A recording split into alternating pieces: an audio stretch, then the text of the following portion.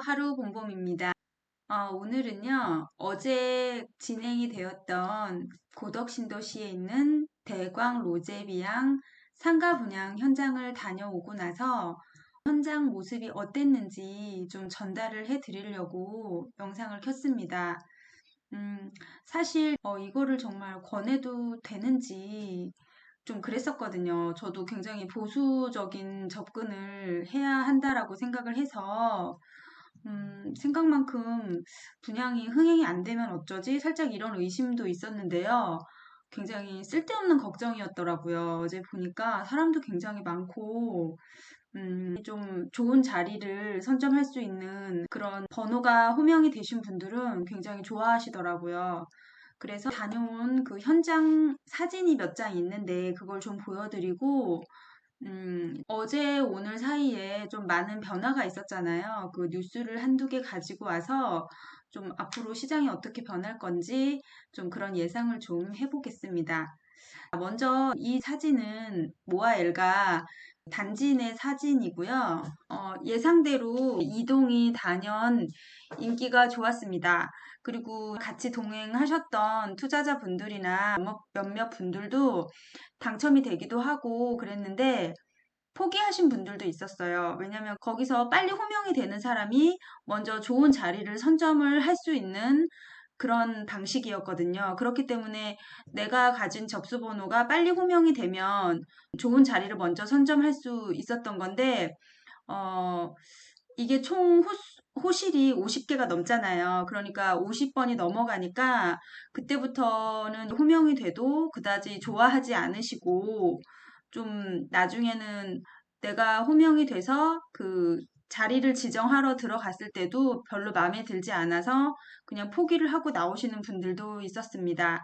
근데 당연히 뭐 이런 자리나 이런 데는 먼저 지정을 당연히 했겠죠. 자리가 너무 좋으니까. 그런 곳 받으신 분들은 일단 축하드리고요. 그분들은 지금 굉장히 행복한 고민에 빠져 있는 걸로 알고 있습니다. 그래서 어제 서울에서도 굉장히 많이 오셨어요. 왜냐면 이거는 그 아파트가 아니라 상가기 때문에 당첨을 받고 뭐 바로 전매도 할 수 있고 뭐 당장 지불해야 하는 그런 부담도 없었기 때문에 사람들이 많이 관심을 보였던 것 같습니다. 그리고 무엇보다도 평택 고덕 신도시 내에 자리 잡고 있고 바로 국제학교랑 여기 이제 학교 라인이 쫙 이렇게 유치원까지 들어오기 때문에 그거에 굉장한 메리트를 가지고 전국적으로 많은 분들이 오셨던 것 같아요. 제가 또 새삼 느꼈습니다. 아무리 경기가 좋지 않더라도 이렇게 현금을 보유하고 있는 사람들도 많고 이렇게 좋은 투자처가 있으면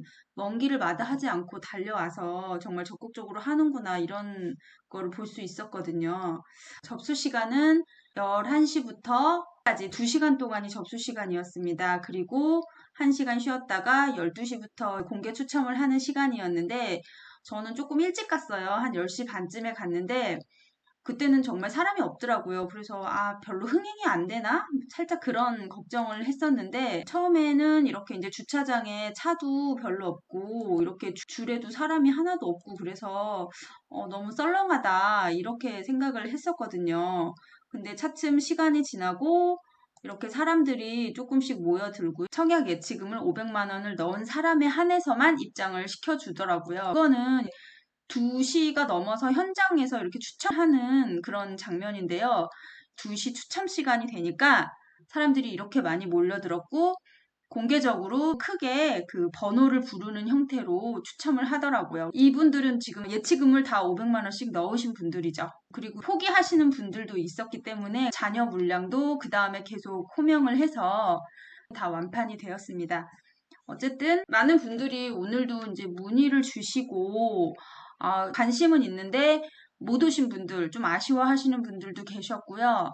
또 매물을 가지고 있는데 이거 잘 받았느냐 이렇게 물어보시는 분들도 계시고 좀 아직 이게 하루밖에 지나지 않아서 조금 판단이 좀 미흡한 것 같아요. 많은 분들이 왜냐면 지금 경기가 너무 안 좋으니까 이거를 유지를 해야 되는지 말아야 되는지 또 매매를 하려면은 매매 수요가 있는지 뭐 일단은 자리가 월등하게 좋으신 분들은 걱정이 없겠지만 좀 그렇지 않으신 분들은 좀 고민이 있을 것 같아요. 어쨌든 뭐 여긴 자리가 너무 좋으니까 특히 근린생활시설 2번 라인 같은 경우에는 경쟁이 치열했던 걸로 보여요. 근데 어제 그런 모습을 보면서 아, 정말 심리가 살아있구나. 아직까지 굉장히 요즘 뉴스나 이런 데 보면 경기가 너무 안 좋다고 하잖아요. 근데 이 경기가 어디까지 좋지 않을 건지 참 그런 게 우리가 터널을 지나고 있는 것 같이 어두운 게 사실입니다. 근데 요즘에 제가 뭐 많은 경제 채널이나 그 커뮤니티 같은 데 글들을 보면 굉장히 관심들이 많으세요. 우리가 주식 투자도 하고 코인도 하고 뭐 부동산도 하고 그러는데 지금은 분위기가 좋지 않으니까 다들 조용히 있죠. 그리고 다들 언젠가는 그것이 다 반등할 거라고 생각을 하는 거죠. 특히 부동산 같은 경우에는 금리 영향을 많이 받잖아요. 어제 이거 규제 지역을 거의 다 풀어줬잖아요. 그리고 이제 대출 규제도 좀 풀어주고 그래서 규제가 많이 완화가 됐는데 뭐 그게 효과가 전혀 없지는 않겠지만 이렇게 고금리 상황에서는 별로 그렇게 큰 효과를 볼 거라고는 생각을 하지 않습니다. 왜냐면 아무리 대출을 많이 풀어주고 규제를 많이 풀어준다 해도 금리가 비싼데 누가 지금 그렇게 하겠어요. 그리고 앞으로 금리가 더 한두 차례 올라갈 거라고 다들 알고 있잖아요. 그렇기 때문에 규제 지역이 풀렸다고 해서 당장 투자 심리가 살아나는 거는 아니라는 거죠. 되게 좋은 소식이 있었죠. 제가 이 뉴스를 가져와 봤는데 investing.com이라는 사이트에 올라온 기사입니다. 여기 보시면 미국 10월 CPI 서프라이즈의 FOMC에서 빅스텝을 전망했다. 이런 뉴스가 나왔습니다. 다들 아시겠지만 우리가 뭐 올해 CPI를 굉장히 많이 보고 있잖아요. 미국 CPI를. 왜 이렇게 보냐면 저도 이게 뭔지 잘 몰랐는데 이게 소비자 물가 지수를 나타내는 수치라고 합니다. 이게 너무 높으면 인플레이션이 심하고 인플레이션이 너무 심하니까 그 인플레이션을 잡기 위해서 금리를 계속 올리는 거죠. 인플레이션이 잡힐 때까지 금리를 올리겠다. 계속 연준 의장이 그런 스탠스를 유지를 해 오고 있잖아요. 그래서 0.75% 자이언트 스텝을 연속적으로 3번이나 했기 때문에 그 속도에 맞춰서 우리나라도 따라갈 수밖에 없는 상황인 거죠. 그래서 우리나라도 계속 뭐 금리를 올리고 있는데 그게 이번에 CPI 상승률이 이번에는 7.7%로 나왔다는 거예요. 이 7.7%가 낮은 수치는 아닌데 그동안에 그 6월 달부터 시작해가지고 뭐 9.1%, 8.6% 이렇게 오르던 것이 10월 달에는 7.7%면은 그래도 그 앞전에 비해서는 조금 둔화됐다. 이렇게 보는 거죠.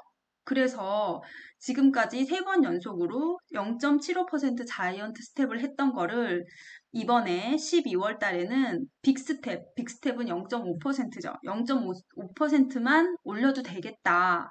어느 정도 물가가 잡히는 것 같으니까 금리를 올리긴 올리되 그렇게 많이 올리지는 않아도 되겠다. 이런 말이죠. 여기 설명을 좀 보면 7.7% 상승으로 해서 올해 1월 이후에 가장 낮다라고 보는 거죠. 그래서 미국 소비자 물가가 점진적으로 둔화되고 있다라고 전망을 하고 있습니다.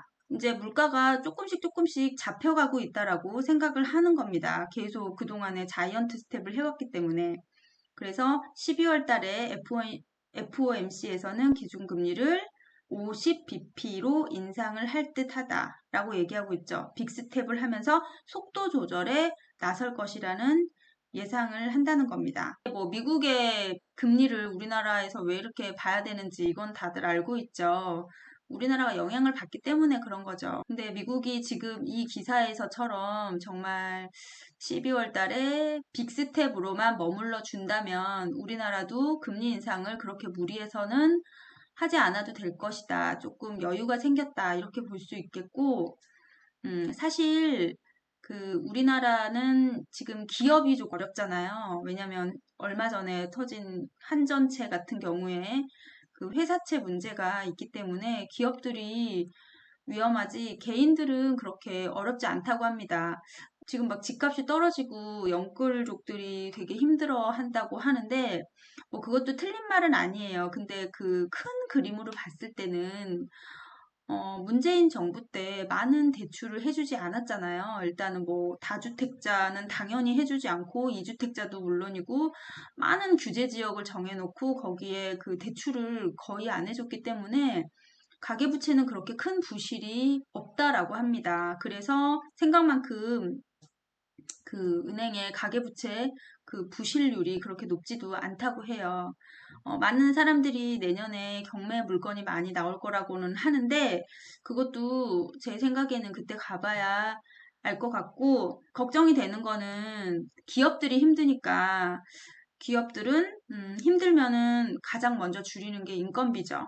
지금 미국에서도 얼마 전에 페이스북, 옛날 페이스북이 지금 메타로 바뀌었잖아요. 메타에서도 대규모로 인원 감축을 했고, 우리나라의 IT 기업들도 작년까지는 연봉 경쟁을 해가면서 그 우수한 인력들을 채용하려고 노력을 했는데, 지금은 조금 허리띠를 졸라맨다고 합니다.